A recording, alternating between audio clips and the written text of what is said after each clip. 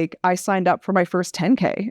Yep. And it was the PEI marathon. And I remember going to this event by myself. I didn't know anybody. I didn't know anyone that could run in community. I just somehow decided, like, I'm going to feel alive. I'm signing up like the night before I think I signed up, or 2 nights before I signed up. Yeah, I think that's right. Yeah. And I showed up and I was like, I don't want to do this alone. Hatton, you're coming with me. And he was like a year and a half.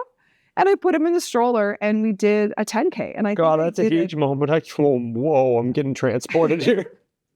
That was a huge moment when you're coming to the finish line and you have the kids. Adeline's wearing a dragon suit. Hatton's in there. You've got a balloon. Yeah. And Juliet's wearing like a fleece turquoise sweater. Yeah. And she didn't want to do the finish line, but then she did, and she was smiling. Wow, that's a huge moment. Yeah. That was so cool. So we ran across that finish line. Wow. And I never felt so empowered in my entire life. It was so amazing. I think it was that important because I think it was like the first moment with me just knowing what fitness does for you with all those 5 aspects or whatever. I think it was the first time that like I was again positively reinforced with hope. Yeah. That I was like, oh shit, I think things are going to be okay. Yeah. Or like something might be okay here. Like I just had a feeling of this is going to be okay.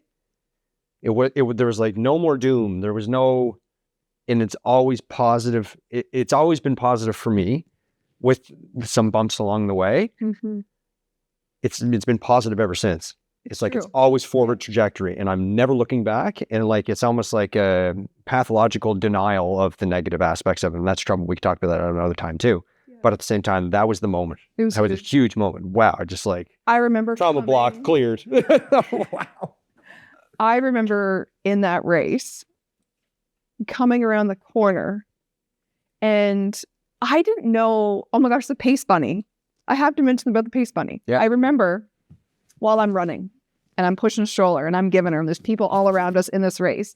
And I see this woman beside me and she has this like sparkly tutu on and like these like ears and she's like a bunny. And I'm like, why is this girl like running? She's holding a sign. Like, you've never been in a race before, so you had no idea what it was. No idea what this is. And she's like, yeah, you're doing a great job keeping up. And I was just like, am I? Like, I didn't know how to track time. No pacing, no nothing. What was good, what's not good. All intuition. What's that? Like, I was just running to feel alive. And she says this to me and I was like, who is this girl? Okay, thanks. And I realized like, I'm going to stick with this group here. Like they're all around me. Seem to be going at the same pace. Great. I'll just stick with them. We'll just keep going. And so anyways, and I get towards the finish, and the finish is actually this big like hill, and you have to kind of go up this hill before you come down a little bit.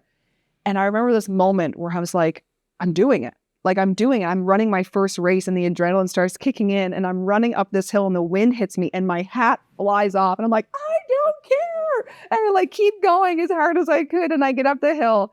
And as I turn the corner, I see you guys at the finish line. And I'm like, this is all that matters. They're like my 2 girls. Seeing me choose hard and to push through because my body hurts so bad back then. That's why I was in my cancer treatment. I had severe bone, joint, muscle pain. And I was just like, they're seeing this. And I grabbed them. We ran across that finish line as a family. It was like... pretty cool, man. It was a turning point. Yeah. And I became a runner after that. I think that was like the first part of your like new life, for sure. That was.